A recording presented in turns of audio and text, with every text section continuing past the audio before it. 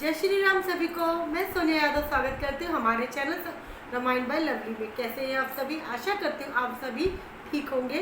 तो हमने अपने पिछले वीडियो में लक्ष्मण द्वारा प्रभु का प्रताप वर्णन सुना था। आज की वीडियो में हम सुनेंगे श्री राम जी का धनुष यज्ञ मंडल में प्रदाव।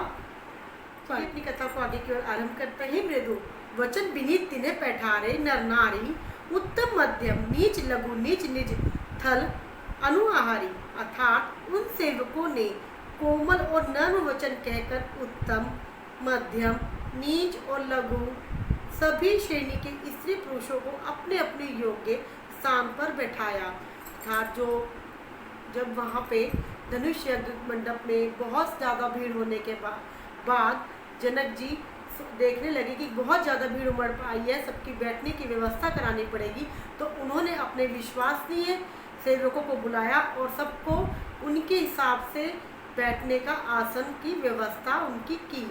जो जिस तरीके से थे उस तरीके से उनका आसन उनको दिए। जैसे जो उत्तम कोटि के थे, मध्यम के थे, नीच के थे और लघु, मतलब जिस श्रेणी में जैसे लोग आते हैं उसी तरीके से उनको बैठने की व्यवस्था उनकी करी। अवसर आए मनु मनोरथ तन छाए, गुण सागर ना गरबर बीरा, सुंदर श्याम माल गोर सीरा। अर्थात उसी समय राजकुमार राम और लक्ष्मण वहाँ पर आए। वे ऐसे सुंदर हैं मानो साक्षात मनोहरता की उनके शरीरों पे छा रही हो। सुंदर, सांवला और गोरा उनका शरीर है। वे गुणों के समुद्र, चतुर और उत्तम विराज समाज विराजत रूरे, उड़गन महु जनु जोग विधु पूरे, जीन के रही भावना जैसी, प्रभु मूर्ति दीन देखी तैसी। अर्थात वे राजाओं के समाज में ऐसे सुशोभित हो रहे थे। अर्थात वे राजा, जहाँ बहुत सारे राजा थे उनमें वे ऐसे सुशोभित हो रहे थे मानो तारागणों के बीच दो पूर्ण चंद्रमा हो। जैसे हम आकाश में, यहाँ उनकी तुलना आकाश में तारा मंडल से की गई है। जैसे तारों के बीच में चंद्रमा एक खास दिखता है ना, उसका अपना अलग ही प्रकाश होता है। तारों का प्रकाश भी होता है लेकिन चंद्रमा के प्रकाश के आगे उनका प्रकाश फीका दिखता है। तो हमें जिससे हम लुभा जाते हैं वो चंद्रमा है। मेन फोकस हमारा चंद्रमा पे होता है। तो इसी तरीके से वहाँ जितने भी राजा बैठे थे तो उनमें वह दोनों भाई चंद्रमा की तरह सुशोभित हो रहे थे। जिनकी जैसी भावना थी प्रभु की मूर्ति उन्होंने वैसी ही देखी। अर्थात जिसके मन में उनके लिए जैसे विचार थे वैसी ही मूर्ति उन्होंने अपनी भावना में कहीं रूप महारन धीरा, मनो वीर रसुधरे शरीरा, डर कुटिलन प्रभु निहारी, मनो भयानक मूर्ति भारी। अर्थात महान रणधीर राजा लोग श्री रामचंद्र जी के रूप को ऐसा देख रहे हैं मानो, जैसे बताया कि जिसके मन में वह जैसा विचार था सबने उनकी मूर्ति की कल्पना और उन्हें उसी रूप में पाया। जैसे जो महान रणधीर थे, जो योद्धा थे, श्री राम जी के रूप को ऐसा देख रहे थे मानो स्वयं ही वीर रस शरीर धारण किए हुए हैं। और कुटिल राजा प्रभु को देखकर डर गए मानो बड़ी भयानक मूर्ति।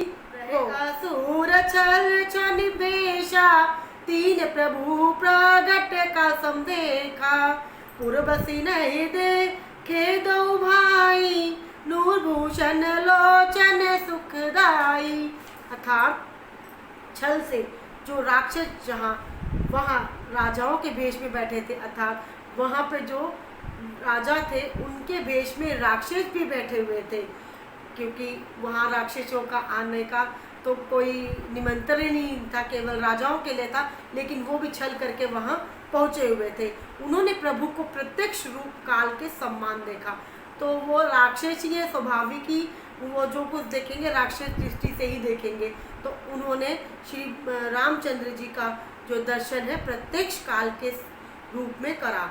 नगर निवासियों ने दोनों भाइयों को मनुष्य के भूषण रूप और नेत्रों को सुख देने वाला। मंगल भवन अमंगल हारी, रवो सो दशरथ अजर बिहारी। नारी बिलो कही हर्षे हिये, निज निज रुचि अनुरूप जनु, सोहत सिंगार धरी मूर्ति परम अनूप। अर्थात स्त्रियां हृदय में हर्षित होकर अपनी अपनी रुचि के अनुसार उन्हें देख रही थी, और वहीं स्त्रियां भी थी तो वह अपनी सुंदरता अपने अच्छे मन के साथ और उसी रुचि के साथ उन्हें देख रही हैं, मानो श्रृंगार रस ही परम मूर्ति धारण किए सुशोभित हो रहा हो। क्योंकि स्त्रियां जो हैं वे कोमल होती हैं और श्रृंगार करती हैं, तो वह उन्हें श्रृंगार रस की भावना से देख रही है। प्रभु विराट मन देसा, बबू मुख कर पगलोचन सा, जनक जाति अब लोक ही कैसे, सजन सगे प्रिय लागही जैसे।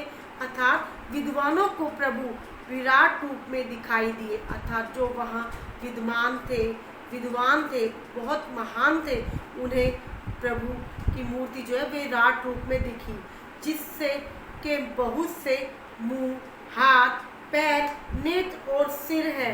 बहुत सारे मुंह और हाथ और सिर पैर हैं। जनक जी के सजातीय कुटुंबी प्रभु को कैसे प्रिय रूप में देख रहे हैं।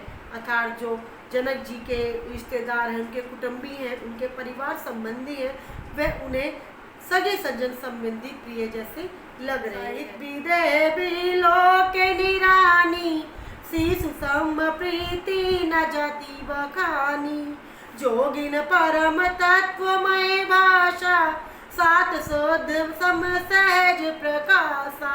अर्थात जनक समेत रानियां उन्हें अपने बच्चे के समान देख रही हैं, और जो जनक जी थे और जो रानियां हैं वे उन्हें अपने बच्चे के रूप में देख रही हैं। उनकी प्रीति का वर्णन तो कर ही नहीं सकते। भला माता पिता और बच्चे की कोई तुलना कर सकता है?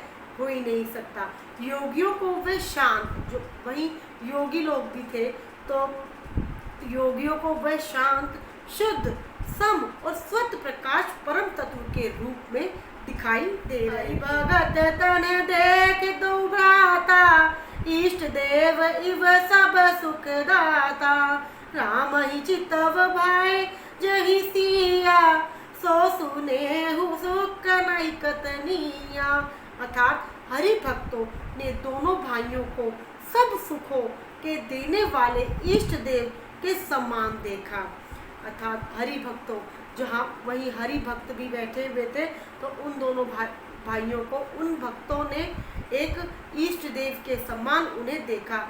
सीता जी जिस भाव से श्री रामचंद्र जी को देख रही हैं, अब वहीं सीता जी भी तो थी, अब उनकी बारी आई है, तो सीता जी जिस भाव से उन्हें देख रही थी, वह भाव सुनिए। वे स्नेह और सुख तो कहने में ही नहीं आता है, कह ही नहीं सकते कि वह किस भाव से उन्हें देख रही। अनुभवति न कही सक सौ, कवन प्रकार कहे कभी को, एक विधि रहा जाहि जस भाऊ, तेहि तस देखऊ कौशल राऊ। अर्थात उसने और सुख का वह हृदय में अनुभव कर रही है, पर वह भी उसे कह नहीं सकती। वह क्या महसूस कर रही है और उनके हृदय में किस तरीके की खुशी उनको देख के हो रही है, वह भी अपने भाव को प्रकट नहीं कर पा रही है। फिर कोई कवि उसे किस तरह समझ सकता है और कह सकता है। इस प्रकार जिसका जैसा भाव था, उसने कौशलाधीश श्री रामचंद्र जी को वैसा ही देखा। आशा करती हूँ आप लोग भी इस कथा में उनके कई रूपों और कई दर्शन आपको हुए होंगे। मंगल भवन अमंगल हारी, द्रवहु सो दशरथ अजर बिहारी। जय श्री राम। में इतना ही, मिलते हैं अपनी नई वीडियो में। अगर आपको मेरी वीडियो में कथा का जो हिंदी में अनुवाद है वो अच्छा लगा हो, तो प्लीज़ चैनल को सब्सक्राइब कीजिए, वीडियो को लाइक दीजिए और साथ ही से शेयर और कमेंट भी कीजिए। मिलते हैं अपनी नई वीडियो में, जब तक के लिए जय श्री राम।